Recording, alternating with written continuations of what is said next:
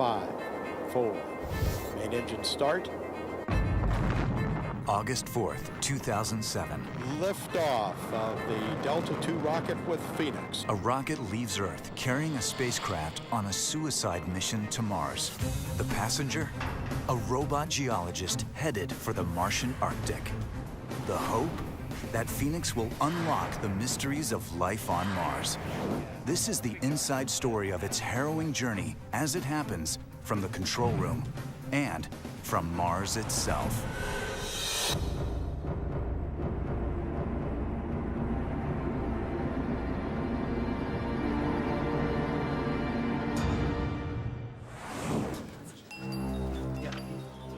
Landing day, 12:30 p.m. The spacecraft is minutes away from touchdown on Mars. I can't take it either. Landing leg deployment and radar power up. One of the team leaders, Peter Smith, watches the live feed from Mission Control. Power descent is only about 40 seconds in duration. There it goes. The AGC's rolling off. This mission could reveal the mysteries of life on Mars. All stations good. Careers are at stake. Copy that. At this point, the lander should be resting safely on the surface with flight path. Oh, come on, let's see it. But something is wrong. Still have not seen any signal. For whatever reason, and we're far enough off to be. The truth slowly dawns on everyone. We're certainly not seeing it. Okay, for everybody in PL, we're gonna have a team meeting down there, so. The lander has smashed into the surface. Oh, I feel terrible. What do we do now?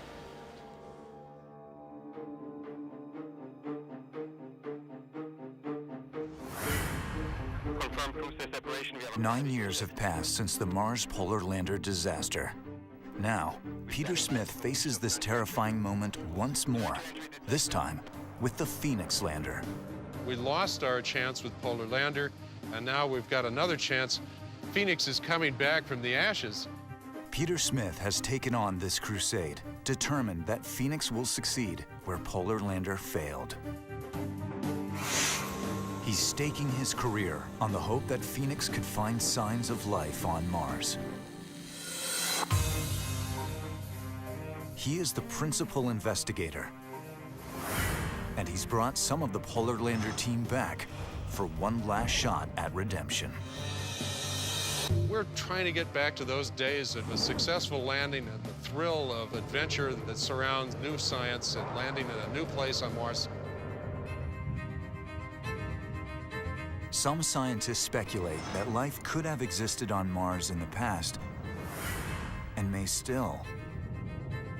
If true, Phoenix could unveil the first evidence of life on another planet. But all missions must begin this search by seeking one fundamental element. Following the water has been a NASA mantra for many years. Where there's water, there's a chance for life. With this understanding, the space program has sent an entire fleet to Mars, searching for water. Some of these missions have revealed promising clues. Well, life could certainly have existed on Mars in the distant past, because we know at that time there was water. We could see the remnants of old lakes. We could see the remnants of river valleys and all kinds of things that say water was here. But billions of years ago, a mysterious cataclysm destroyed the planet's atmosphere, and the water vanished. What happened to it remains a mystery scientists still puzzle over. Back in 2002, the Mars Odyssey orbiter stumbled upon a chance discovery as it peered down at the planet. What it found changed the game of finding life on Mars. Odyssey's spectrometer uncovered a region with huge quantities of hydrogen under the surface, indicated by the color blue. Scientists believe this hydrogen is attached to oxygen, H2O, water, most likely in the form of subsurface ice. This map was created by an instrument on the Odyssey orbiter. In the upper 3 feet of surface, you can find regions of water abundance that you can see in no other way because the surface is covered in soil, and that is totally unexpected. If Phoenix lands, it will provide hard evidence of water on the planet. Is this the water NASA has been looking for? Could this ice have ever harbored life? And so is the amount of ice that made this discovery so unusual. That's why we wanted to investigate it right away. And our mission was conceived at the discovery point of that ice. And now, 6.5 years later, we're following up on that discovery. Phoenix is a robot geologist equipped to identify water on Mars. The mission is groundbreaking. Phoenix will dig beneath the surface, analyze the ice and soil, and search for evidence of life. If successful, Phoenix could shift our understanding of life itself. The mission is monumental. The personal and professional stakes are huge. Sending a mission to Mars once more is important not just for science, but also for the team's redemption.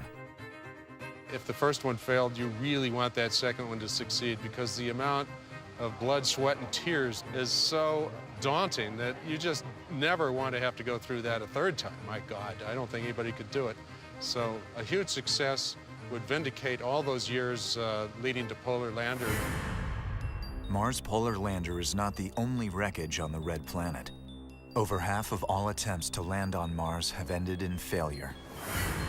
Landing on Mars is so risky. You really need a payoff to balance that risk. Phoenix advances the search for life by a very large step forward.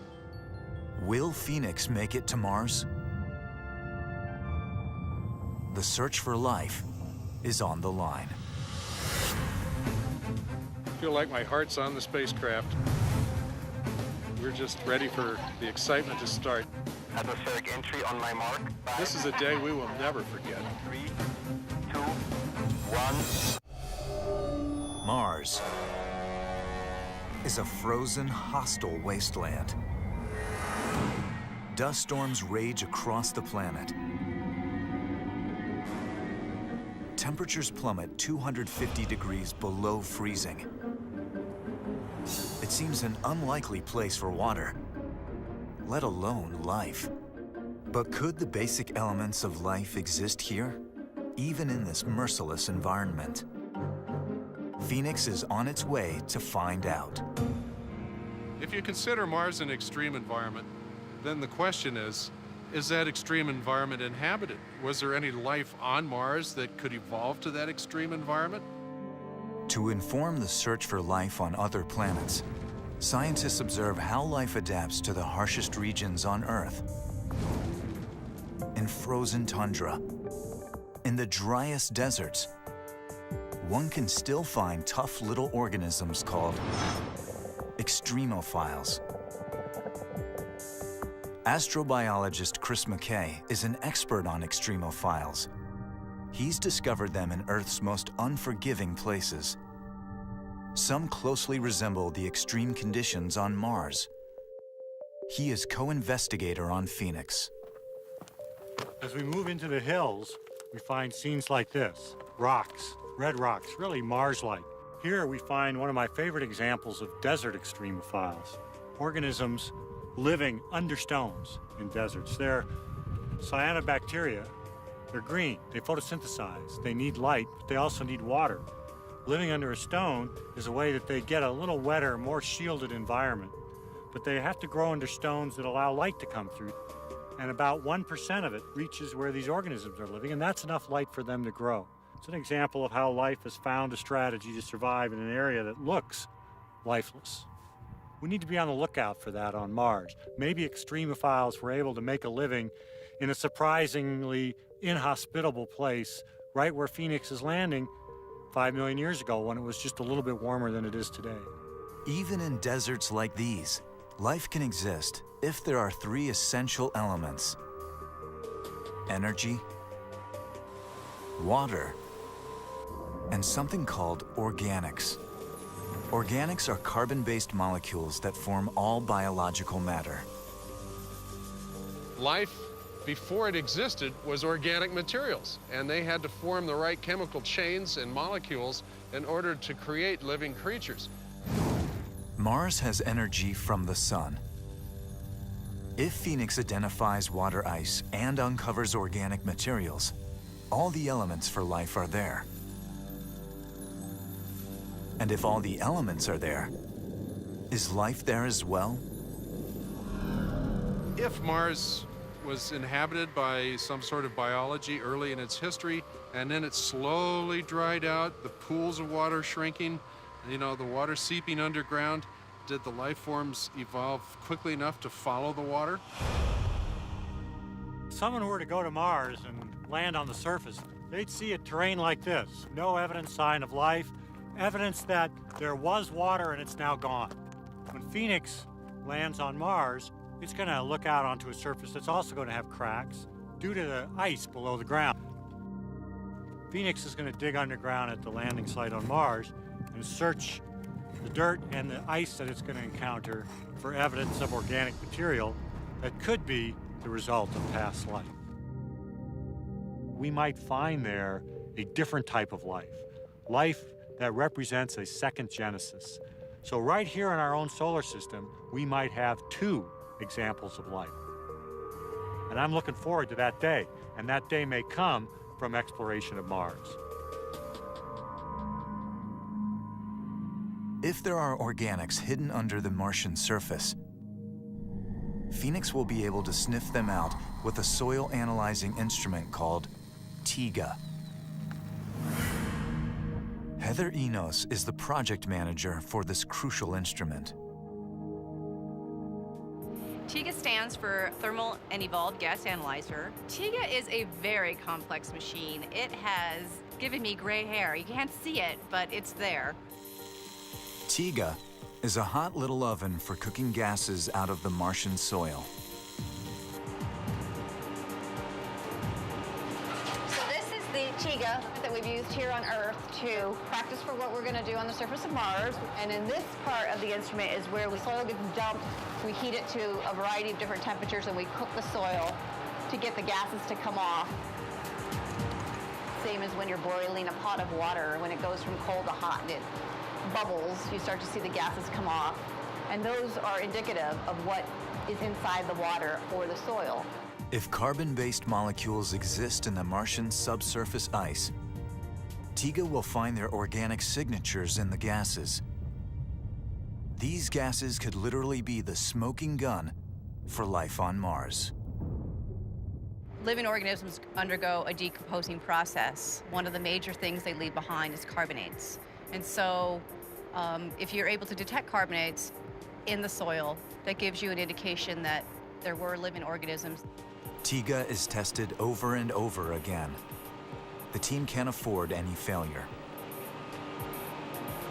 Right now, our oven is about 440 degrees C. We'll continue to ramp this to 1,000 degrees. A subtle shift in a digital readout could reveal the clue they're looking for. If organic molecules are there, they don't want to miss them. Heather lost her opportunity to make that discovery back in 1999. I unfortunately have seen the loss of a mission before, and in Mars Polar Lander, I was on the TIGA-1 team. Phoenix carries TIGA-2. It's Heather's second chance for success. Your first impulse when you have a failure like Mars Polar Lander is, I am never doing this again. But on the other hand, when you've got it in your blood and you want to do exploration, and you actually have to turn it around as an opportunity. Second chances are very rare in this business. The TIGA team has put their professional and personal commitments on the line one last time.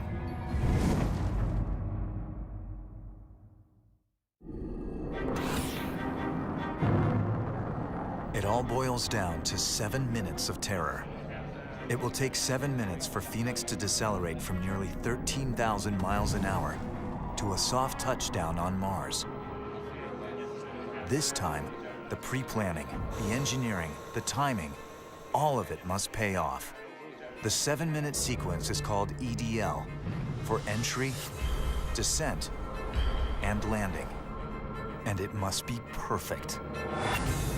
Entry, for 2 gut-wrenching minutes, Phoenix burns as hot as the sun as it hits the Martian atmosphere. Descent, a parachute deploys and breaks Phoenix's velocity to 150 miles an hour. Landing, rocket thrusters fire, bringing Phoenix to a soft touchdown. At some point in this sequence, the earlier Mars Polar Lander failed and crashed. If Peter Smith and his team don't find out why, Phoenix just might meet the same fate. As the principal investigator, you take ultimate responsibility for every part. If we have anything to prove, it's that old technology that goes back 15 years is still able to do its task. This time around, the engineers had to comb through the sequence of events that led to the loss of the Mars Polar Lander. They had to find and exorcise the ghosts in the machine. Any overlooked flaw could come back to haunt them. The technological conscience of this effort is the Jet Propulsion Laboratory's chief engineer, Gentry Lee. Success for Phoenix depends on staring the Polar Lander failure in the face and learning from those mistakes. From the very beginning, everyone associated with Phoenix has realized that this is a crapshoot. And Phoenix became a real project. The first thing that I did was I walked into the director's office and I said, okay, if we want to have a reasonable probability of success, we have to do analysis of approach, entry, descent, and landing like it's never been done before. Otherwise, we are not going to succeed. There is reason to worry. The Phoenix project cost $457 million. That's a lot, but nothing compared to the billions of dollars most Mars missions cost. To fly on this small budget, the Phoenix team must recycle an older, canceled vessel based on the same design as the failed Mars Polar Lander. It was like saying, okay, I want to build a car. I can't afford to build a brand new car, so I'm going to go first to the parts place and see if I can find some things that I can make into a spacecraft. This Phoenix must rise, not from the ashes, but from a pile of spare parts and discarded hardware. The key to flying a mission like Phoenix is to understand what you've got. So what we have had to do is meticulously go through and list all the bad things that can happen, and one by one, try to hammer them down to naught. Engineers know the EDL sequence is where Mars Polar Lander went horribly wrong. They investigate all the possible culprits, the radar, the parachute, and the thrusters. They start with one of the prime suspects from the '99 crash, the radar. So the radar has to tell you as you're coming down where Mars is. The radar's problem fundamentally stem from the fact that it was designed to operate in an airplane on Earth. Lifted from an F-16 fighter jet, the Phoenix radar is not designed to guide a landing on another planet. Mars conditions differ greatly from those on Earth, which could lead the radar to produce false readings. To adapt the radar to land on Mars, the engineers must first understand the radar's quirks. At Edwards Air Force Base in California, they tie the radar to a helicopter and drop it from thousands of feet in the air. It's the closest simulation to a Mars environment they can find. But the tests reveal some quirkiness with the radar. Sometimes it would lock onto the wrong thing. This particular radar was derived from an airplane radar. An airplane radar wasn't used to having to distinguish between one or more objects. So when the heat shield goes off, it's possible that the radar can see the heat shield. And that could confuse it. Whock! You smash down the ground. Sending this radar as is to Mars is not an option. If it doesn't do exactly what you want it to, knowing what it's going to do, you can work around it and figure out a way to make it work. The solution? Install computer software which can differentiate the Martian surface from false echoes as Phoenix descends. I believe that we have tested it to the point where we understand all the idiosyncrasies of that radar. But I am haunted by just the peculiar nature of its behavior.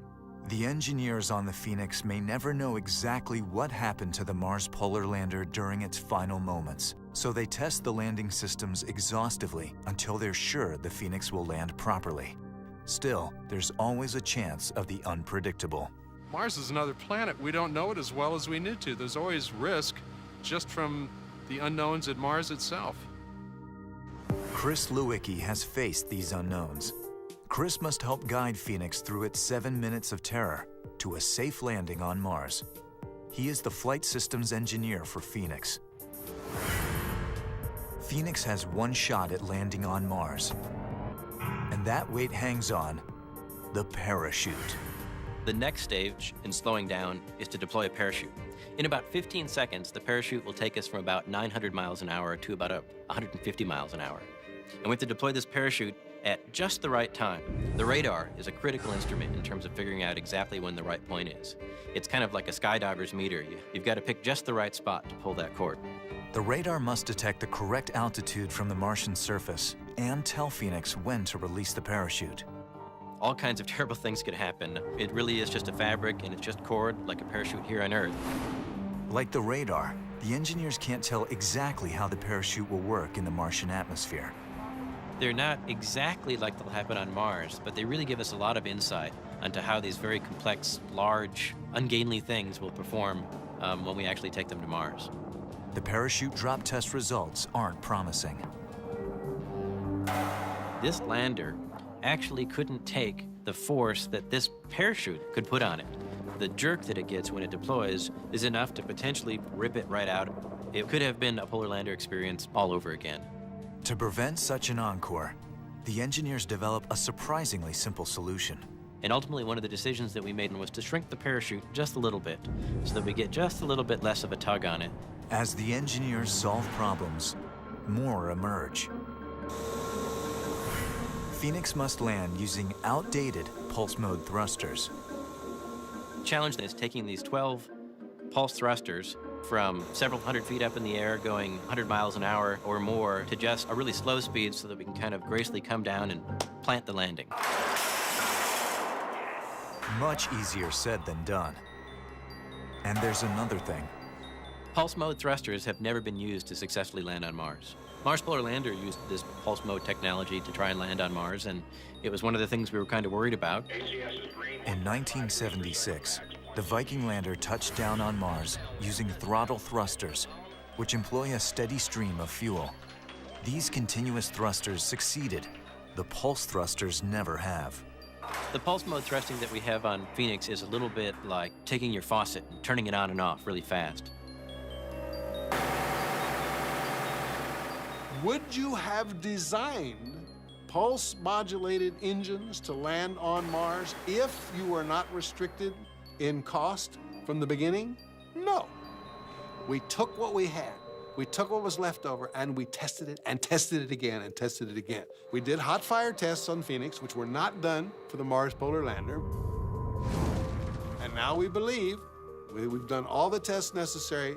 They should do the job. Can Phoenix rise to the crucial challenge of entry, descent, and landing? But you know, just because of how complex this thing is and the job that it has to do, that there's mistakes there. And you're just hoping you've caught all the major ones and that the minor ones won't matter. As I have watched this team tackle problem after problem after problem, this team may not succeed. Phoenix may have a bad day, but this team deserves to succeed. With Mars, there are no guarantees.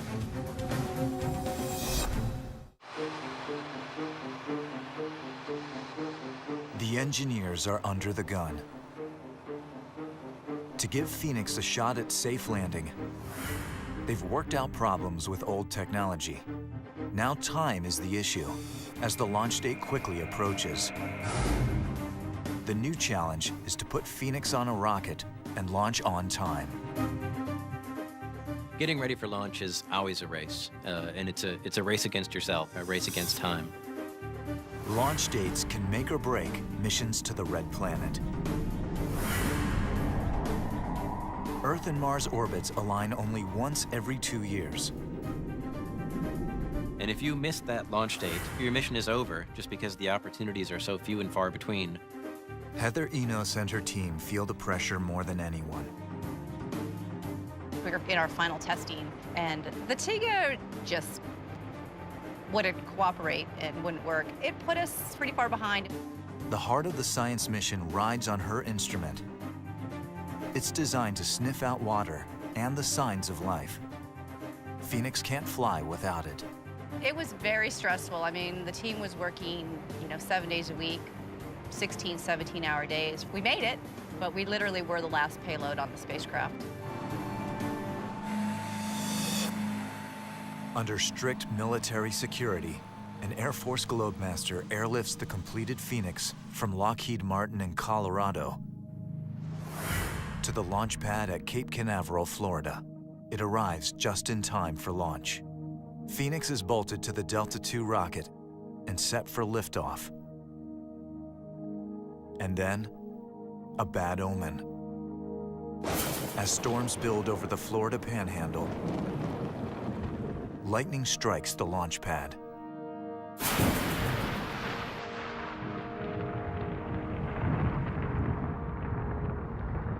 Phoenix catches a break. There's no harm done. NASA gives the final go-ahead just before dawn on August 4th, 2007. T-minus 10, 9, 8, 7, 6, 5, 4. Main engine start, 2, 1, 0, and liftoff of the Delta II rocket with Phoenix, a distant science outpost seeking clues of the evolution at the polar region of Mars. Watching the launch of Phoenix was very, very emotional. Surprisingly, I started crying during the launch. I mean, as soon as it hit the sky and it was on its way, I think it was really feeling like, okay, we're finally on our way, as well as I'm letting it go feeling. So I actually was very emotional. It went early in the morning. The sun wasn't up yet. In the nighttime launch, it lights up the sky like a sun rising. And it felt so important to get our spacecraft properly off the Earth and get it moving towards Mars. You ask yourself when you launch this thing and when you send it to Mars, you're like, I hope I didn't forget anything. I hope I didn't forget to tighten that screw. I hope I didn't forget to put that piece in the software. The engineers have done everything they can to get Phoenix safely to Mars. During the spacecraft's 10-month journey through space, the science team prepares for the real work of the Phoenix mission, the quest for life on the red planet. We have a big stake in this mission, the possibility that habitable zones exist and maybe they're populated. All of these things rest on our one chance here to explore the polar regions. There's no doubt if the Phoenix mission successfully detects organic signatures of any sort, it will most definitely be one of the hottest scientific debates for decades to come. Up till now, the focus has been on landing Phoenix safely. But once it's on the surface, a whole new set of technical challenges begins. To operate a very complicated arm from tens of millions of miles away is a very difficult task. On the Earth, when we talk about robotics, we usually mean joysticking, where you can see what the rover sees and you can steer it. When you're on Mars, the joystick idea doesn't work, because when you send a command to the robot on Mars, it takes 15 minutes to an hour to get there. All commands sent 50 million miles away must be carefully planned. How will Phoenix respond and work with the instructions it receives from Earth? To cut out the guesswork, the team has built an exact replica of the Phoenix. All the commands are tested here first at the University of Arizona. It's a safeguard designed to head off disaster on Mars. Okay, this spacecraft is a bold adventurer, actually. This spacecraft is doing what I always wanted to do when I was a child, and that is fly to Mars. In order for our science team and for our operations team to be able to feel comfortable operating our spacecraft, which is now on the way to Mars, they have to have done all of their procedures before in a test bed. So everything we're going to do on Mars, we do here first. This spacecraft has all the senses that a human being has, and it's going to be our eyes, our ears, our nose and mouth, so forth on Mars. What we have is like the human. We have an arm that can reach out and grab things. It can feel the surface. The arm is being watched by our set of eyes here. This is this camera. I know the whole thing doesn't look human, but it acts human. This unit over here, the TIGA instrument, is kind of like an electronic nose. Like you might crush leaves from a plant to get a good sniff. It actually heats it, and then it can smell the vapors coming up. And over here is our weather sensor, and it can understand what the environment is like. So we sense and feel the environment on Mars just like a human would. And even though you and I can't go there, we can send this robot there to tell us exactly what it's like. But it's all theory until Phoenix faces the reality of Mars. If we land safe and we're never able to figure out how to get the arm to bring a sample and put it in the camera, we'll be laughed at. We'll be on Jay Leno. Landing day. Well, one thing we know from the orbital... After 10 months in space, Phoenix is just hours away from its encounter with Mars. I'm actually really scared. In Tucson, Heather Enos heads to the University of Arizona. She's faced this day before. I was on the Mars Polar Lander team in 1999. I was at the University of Arizona listening live for the feed of a positive confirmation of a landing, and we never got it. That was probably one of the worst days of my life, and I certainly wouldn't want to repeat it.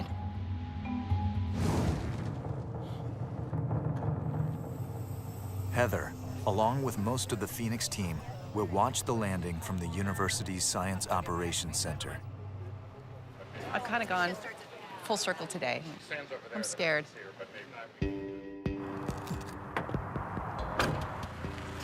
Chris Lewicki is going to Denver, Colorado. He'll be watching the landing with the team at Lockheed Martin, where the Phoenix was built. There's nothing like entry, descent, and landing. Probably go through some feelings of anxiety and worry, you know, where you think you might die while we're going through EDL. It's pretty rough. You know, this is where we're going to find out what people are made of. We're going to find out what our spacecraft is made of. With just hours to go before Phoenix hits the Martian atmosphere, pressure mounts.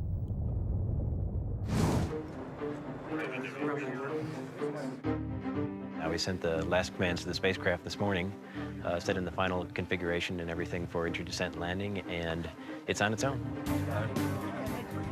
Now Phoenix will face its fate alone. Because of the time delay between Earth and Mars, the engineers are now hands-off. And the hands will get clammy, nerves will start shaking. Yeah, you can always already start to feel a little bit of tension. Yeah.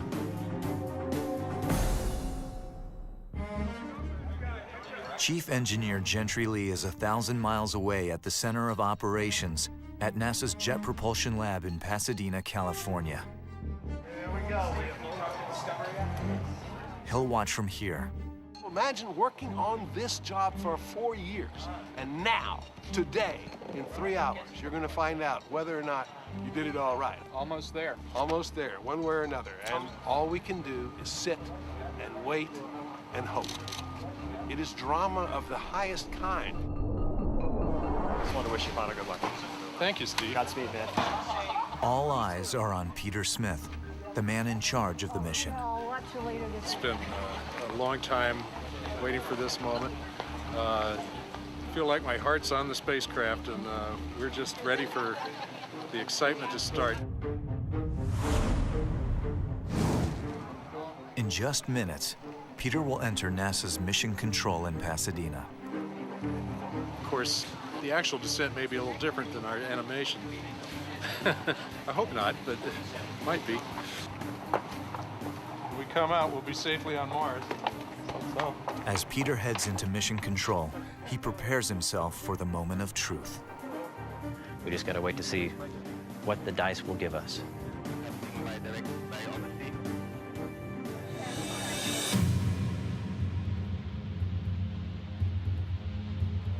Hello, how are you?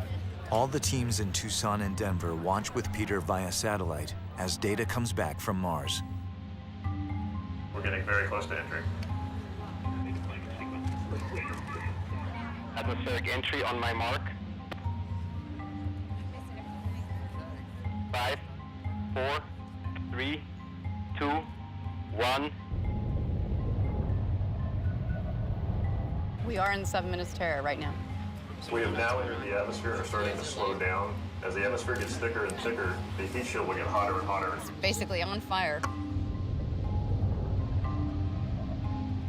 All right, parachute next. At this point in time, Phoenix would have normally deployed its parachute, standing by for telemetry acquisition. Parachute detected. All right, parachute's deployed. Beautiful. More. We have data lockup. Heat shield trigger detected. Ground relative velocity 90 meters per second. It's getting exciting.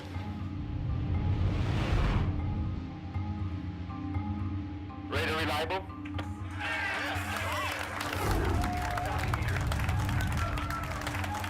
Altitude convergence detected. Altitude 1800 meters, 1700 meters, 1600 meters. Standing by for landed separation, altitude 1100 meters. Signal may drop out during landed separation. Altitude 1000 meters. The separation detected. We have reapplied the signal, gravity turn detected. Altitude 600 meters, 500 meters, 400 meters,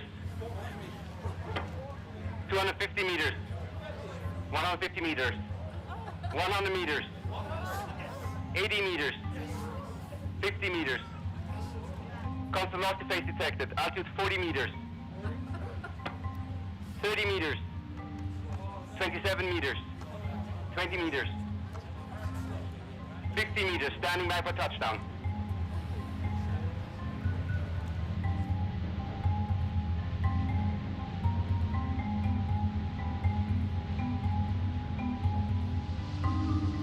Touchdown signal detected. Sequence initiated. Helium vent detected.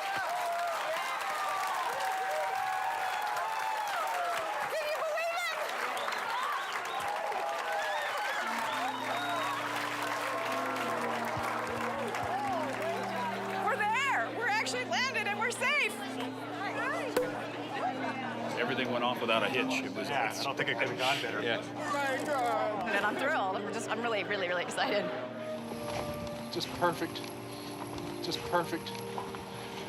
Well, I feel on top of the world. Peter is on his way to the press conference to announce the good news to the world. It was flawless. Did you see that, Steve? Did you guys see it? Did you see it? Unbelievable. Wow. Fabulous. Tell us your goal for the Phoenix now. Get some pictures back. We want to see Mars. Phoenix has landed, but did it survive with all systems intact? Deploying the solar arrays, deploying the payloads, taking the first images, that'll be the next exciting saga in the story. Phoenix is not out of the woods yet. Phoenix is on the surface of Mars, but it's not safe yet. The Martian Arctic could freeze the robot. We're going to go down and confirm that the spacecraft is ready to survive safely through the night and that we can support science operations tomorrow. So we've got a big night ahead of us. Its solar panels must unfold to power and heat the machine. It's up to Chris to make sure the power turns on. Will be a person, if you're looking around the room, who does not yet look relieved, because there's still a lot of things that have to happen. We have to deploy solar arrays so that we don't die the first night. The team eagerly waits for the next transmission from Mars. That means 7 minutes from now, we will start receiving our first downlink for the surface. They brace themselves for the worst. Chris has prepared an emergency protocol in case things go horribly wrong. But if Phoenix receives power, its instruments should work, and images will tell the story.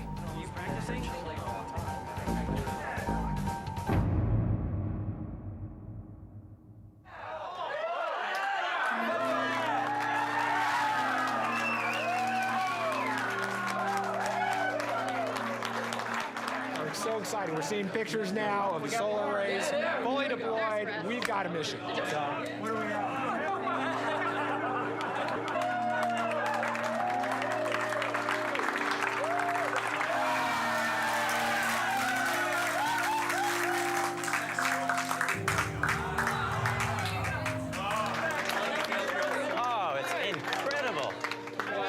Supposed to happen. Both solar arrays are latched, our batteries are fully charged. It's just plain, it's plain perfect, isn't it? It's just plain perfect. Welcome to Mars. And as for those emergency protocols... And as you can see from the images, these procedures are clearly not necessary. So now we're going to rip them. Maybe we'll take them out in the parking lot and burn them. Put some muscle in the tin. Ah, yeah. Does it feel good? Yes. Yeah, keep going, guys. There, PI 1216. Right there. There's a good one. Oh, yeah. Just as satisfying. Burn it. Congratulations. Phoenix has survived the landing and now joins the operational fleet of spacecraft exploring Mars. The Mars Reconnaissance Orbiter passes overhead and captures this historic photograph of Phoenix landing on the red planet. Safely on the surface, the Phoenix camera documents its triumphant touchdown. And the first images ever from the surface of the Martian Arctic. As the photos from Mars fascinate the world, Peter returns home to the University of Arizona. It doesn't get better than this. And this is such a fulfilling feeling after 6 years of thinking about this project. I'm able to head home to the Operations Center, symbolically bringing the keys to the spacecraft with me so that our science team can now start their science mission. If we can actually find some organic materials and believe they're from Mars, that's going to change everything. You watch.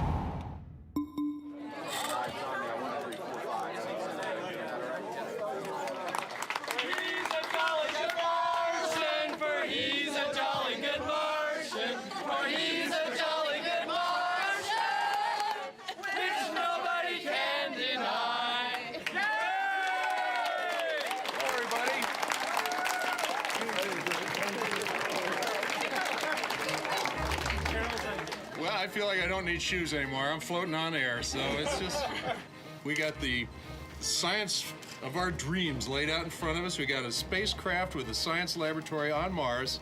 Now the baton is passed to the science team. The science team needs to move quickly. In just 90 Martian days, the sun will begin to disappear from the North Pole, abandoning Phoenix to the Arctic freeze. What do you see in this trace here? Peter Smith and his team have overcome the odds. Now Phoenix is poised to make discoveries that could shift our understanding of life itself.